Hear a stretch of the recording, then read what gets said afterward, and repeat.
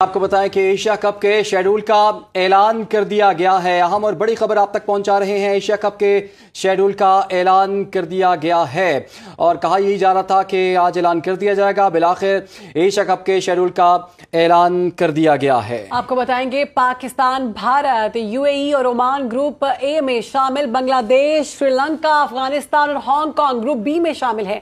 پاکستان اور بھارت کے درمیان گروپ میچز 14 ستمبر کو ہوں گے۔ آپ کو اپڈیٹ کریں اہم خبر کے بارے میں۔ ایشیا کپ کے شیڈول کا اعلان کر دیا گیا ہے۔ پاکستان، بھارت، یو اے ای اور عمان گروپ اے میں شامل ہیں، جبکہ بنگلہ دیش، سری لنکا، افغانستان اور ہانگ کانگ گروپ بی میں شامل ہیں۔ ایشیا کپ کے شیڈول کا اعلان کر دیا گیا ہے۔ پاکستان، بھارت، اس کے علاوہ یو اے ای اور عمان گروپ اے میں شامل ہیں اور اسی طرح گروپ بی میں بنگلہ دیش، سری لنکا، افغانستان اور ہانگ کانگ کی ٹیمیں شامل ہیں۔ پاکستان اور بھارت کا جو کانٹے دار میچ ہے وہ 14 ستمبر کو کھیلا جائے گا۔ ایشیا کپ کے شیڈول کا اعلان کر دیا گیا ہے اور یہ ایشیا کپ متحدہ عرب امارات میں ہوگا۔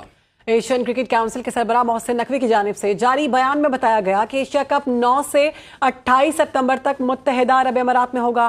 ٹورنامنٹ کے میچز کا شیڈول بعد میں جاری کیا جائے گا، لیکن اب شیڈول جاری کیا گیا ہے کہ ایشیا کپ میں 8 ٹیمیں شریک ہوں گی۔ ان ٹیموں میں پاکستان، بھارت، بنگلہ دیش، سری لنکا شامل ہیں۔ یو اے ای، عمان اور ہانگ کانگ کی ٹیمیں بھی ٹورنامنٹ کا حصہ ہیں۔